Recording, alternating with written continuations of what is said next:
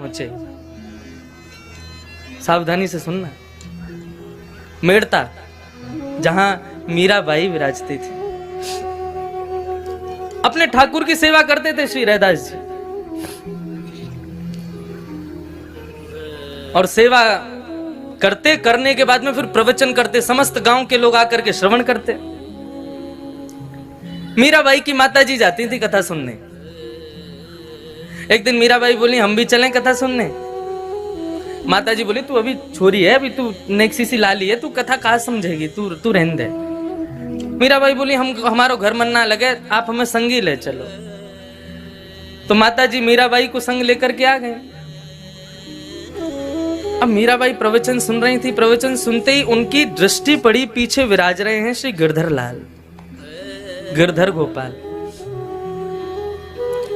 मीराबाई ने जैसे ही उनको देखा, देखते ही मन में यह भाव उत्पन्न हुआ कि इनको तो शायद मैं जानती हूं, मेरा इनसे परिचय है। अपनी माँ से पूछने लगी, माँ ये कौन है, ये जो पीछे बांकी अदा में खड़े हैं, एक भुजा ऊपर करके खड़े हैं, ये कौन है? बोले ये बाबा के अर्चावतार हैं, ये बाबा के सेव्य ठाकुर जी हैं। मीराबाई बोली आप जरा इनको नाम पूछो ना, इनको नाम कहा है? बोले अब कहा करे तू बाबा करे ना। बोले नहीं मोकू कछु आभास है रहे है, आपने पूछो तो सही। मीराबाई की माताजी ने रैदास जी से पूछा, बाबा हमारी लाली जिज्ञासा कर रही है, आपके ठाकुर जी को नाम कहा है? रैदास जी बोले गिरधर गोपाल। गिरधर गोपाल सुनते ही मीराबाई का हृदय का मयूर नृत्य करने लगा। रैदास जी के चरणों में प्रणाम किया और कहने लगी, आप इनको ये नाम गिरधर गोपाल कैसे पड़ा, मुझे बता सकते हैं? रैदास जी बोले इंद्र का मान बढ़ गया था, ब्रजवासी इतनी सेवा करते थे, तो उसके मान को घटाने के लिए और ब्रजवासियों की सेवा सद वस्तु को प्राप्त हो, सद स्थान पर लगे, उसके लिए श्री बालकृष्ण प्रभु ने नख पर धार लियो गिरिराज, नाम गिरधारी पायो है। जैसे ही नख पर गोवर्धन पर्वत धारण किए, सोई इनको नाम गिरधर गोपाल पड़ गए। मीराबाई के नेत्रों में आंसू आ गए और रैदास जी के चरण पकड़ के मीराबाई कहती हैं, प्रभु ये आपके ठाकुर जी नहीं है, ये मेरे ठाकुर जी हैं, और ये मेरे पास आने के लिए आपका सहारा लेके आए। रैदास जी का ताम्र वर्ण हो गया। बोले कैसी बात कर रही हो, मैं कब से सेवा कर रहा हूं इनकी, और तुम कह रही हो तुम्हारे हैं?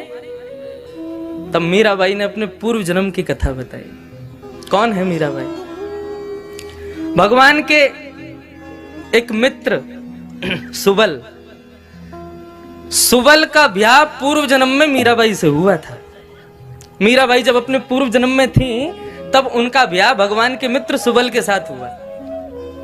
तो जैसे ही ब्याह हुआ तो मीराबाई की माताजी क्या बोली, देख तेरो ब्याह सुबल ते हैरो है, और तू पता कहां जाएगी, तेरो ससुराल है ब्रजमंडल, लेकिन याद रखियो तेरे पति को जो मित्र कृष्ण है ना, वाकु भूल के भी अपनो मुख मत दिखा दियो। यदि तेने अपनो चेहरा दिखा दियो तो वाके अंदर वशीकरण शक्ति है, वो तो को अपनो बना लेगा और तेरा पतिव्रत धर्म नष्ट हो जाएगा। मीराबाई बोली, मैया तुमने मुझसे कह दी और मैंने आपकी मान ली, वो कितनों प्रयास कर ले वाकु अपना मुखमंडल नहीं दिखाऊंगी मैं।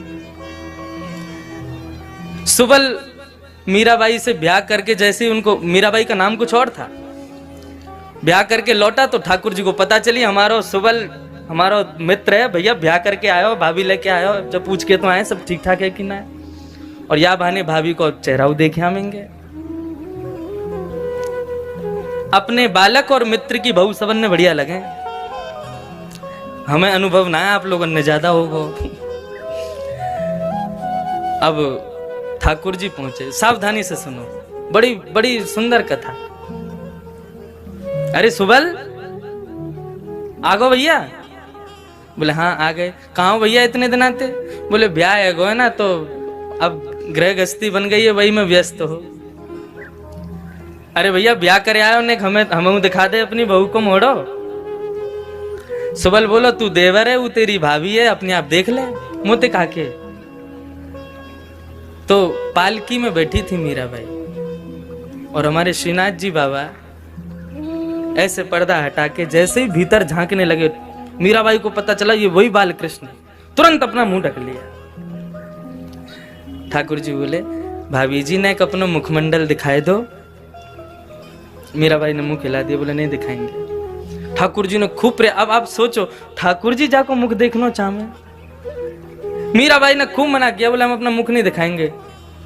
भगवान बोले ठीक है, तू को बहुत गुमान है ना अपने चेहरा पे, तू को श्राप दे रहा हूं मैं। एक दिन तुम जिस स्वरूप को तू अपना चेहरा नहीं दिखा रही है ना, यही स्वरूप की प्राप्ति के लिए तड़पेगी तू, और मेरा दर्शन नहीं हो पाएगा तो।